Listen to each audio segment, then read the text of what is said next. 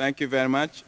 It is now my pleasure to give the floor to Mr. Mohanlal Mittal, who is the founder president of the Vishwa Pravasi Bhartiya Leaders Forum and the Geeta Mohanlal Mittal Foundation.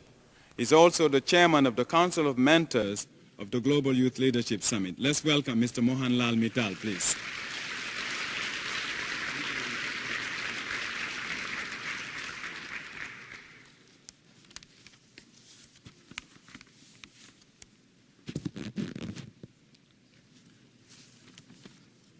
His Excellency Mr. Kofi Annan, Secretary General of United Nations, His Excellency President Abdullah Abad, President of Senegal, Honorable General Melendro, Minister for Italy, Honorable Karl Schweizer, Secretary Sports Austria, and others, Honorable Sri Divij Diallo, Director UNOSOPI, distinguished guests, ladies and gentlemen, delegate and young leaders of the world. It is a great pleasure for me to be present in the assembly of distinguished guests and youth leaders from all the countries of the world, and be a partner in momentous task of transforming the world into a better place to live, where no person suffers from starvation, ill health and illiteracy. My previous speakers have thrown adequate light on the purpose, aims and objectives of the summit in pursuance of Millennium Development Goal, which were propounded by the Millennium World Peace Summit held UN Assembly Hall in 2000. Summit brought together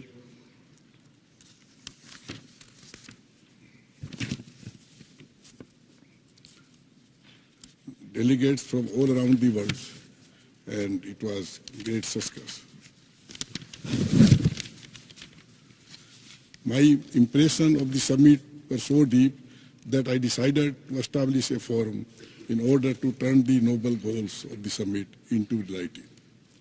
Thus, the Vishwa Pravasi Bhartiya Leaders Forum came into existence with the same objective, and I was anonymously elected to be the president of that organization.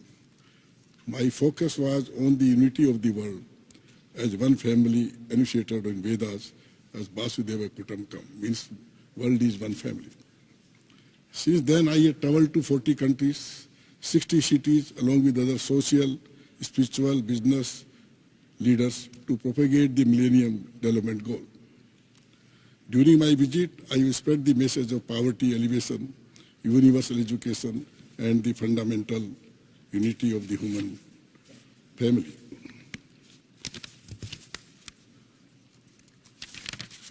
When I look back to my life at the age of 80, I feel uneasy to think why I could not give a thought to the poverty removal program when I was young. In this respect, I would like to remind all the young business leaders, other leaders, to give a part of their time to work in MDG program at an early age, before it becomes too late. It is in this perspective that I would as well request all the young leaders not to make this mistake which I made. Whatever time is left for me, I am happy to devote with full energy for development, for achievement of the MDG. At the same time, I give full support and my blessing to the young leaders of the world to make MDG as a grand success. Sometime a question is posed to me as to why should I be associated with the activities of youth when I already crossed 80. When I think of MDG, I start thinking as young as you are here, to work for the success of MDG program. Therefore, as a youth, I wanted to share my experience with youth assembled here. I am confident the youth leaders of today are world leaders of tomorrow, and they can contribute a lot for achieving the goal of MDG. I was very much impressed by the activities of ITRI Japan, who has vast experience of 90 years social service in Japan. My experience of working as a businessman in different parts of the world convinced me that we must share our experience jointly for attainment of the MDG, thus a novel private three-party participation emerged. I often thought how the youth can play their role in MDG program. In a thought process, I often retrospected with a feeling of nostalgia, how man coming from a very poor family, got success in business in different part of the world. My experience has shown me that we leaders in industrial, politicals, and social leaders part of the world, working in different field. The task taken by the UN is very momentous. Success depends on the involvement of youth leaders, industrial, political, social leaders of the world together. Many of the problems of the world can be solved if there is a free environment for exchange of ideas, for which the Global Youth Summit is the best forum. The basis of human life is tolerance, that is live and let live. Tolerance can bring understanding and confidence. However, it is the responsibility of the elders of the society also, who have the knowledge of their past experiences, to pass it on to the youth in a manner that can be best accepted and serve the society. The scenario of the poor countries where 30% people live below poverty line is very much depressing. The conflict in different countries have origin of evils on this earth. No doubt, which is one problem may be different in different countries. With the passage of the MDG may need change, but the solution of the problem is only to make every country self-sufficient, which may require a strong willpower at political, social, and economic level. The focus of development should be how the poor countries can become self-dependent. Understandably, this cannot happen overnight. It's the role of the UN and the youth leaders to find a way and means to bring poor people in the mainstream who are dying,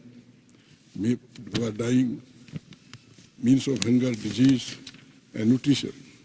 Elders need to define the issues faced by the youth, taking into account the mindset of the new generation. Though I cannot be an example or role model for the youth of today, who are better educated, technological sound, and more energetic, yet my own experience of life is that hard work, perseverance are essential for success. Starting as a poor boy, earning 50 rupees today equal to $1 per month, I could be a successful businessman due to hard work, availing the opportunity at appropriate time. It is a very historical moment for the United Nations and the whole world, when for the first time the private-public partnership is working together for elimination of poverty of the world. It is necessary that the leaders of the world, political leaders, social leaders, business leaders, and spiritual leaders should work together for the task of improving the living standard of the poorest people of the world, which should depend on the achievement of the MDG program. During our interaction with the masses and the youth leaders, we felt that it was necessary to have the desired adequate experience for the youth leaders to implement the MDG. Rather, youth leaders can be created out of masses. From 2003-2004, UN program to train youth leaders of different countries is praiseworthy. I had the opportunity to attend a few of the regional conferences in the different parts of the world. The program has already created excitement all over the world, and the government of different countries are supporting the program. This is a good beginning. It makes us happy to what we have worked till date. It is my heart desires to see MDG program successful during my lifetime. The galaxy of speakers before me and after me have a rich store of knowledge and experience to suggest measure how the goal can be achieved by 2015. I wish you all Godspeed in attending the MDG program. Thank you very much.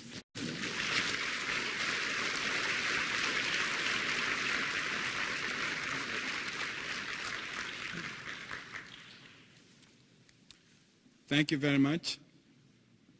When Secretary General Kofi Annan became Secretary General, he said that before he leaves as Secretary General, the youth of the world will come through the big door in the United Nations. And this is what is achieved today. So thank you very much, Mr. Secretary General.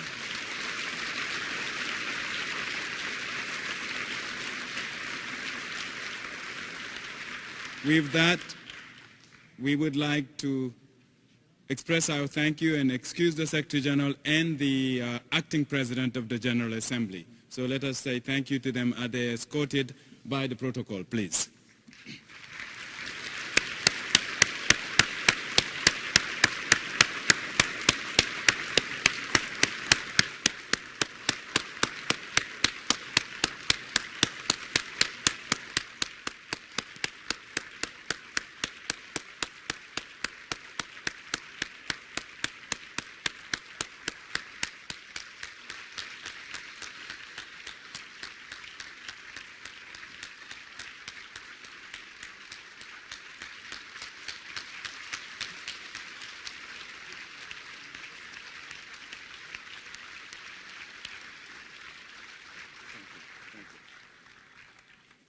You may be seated.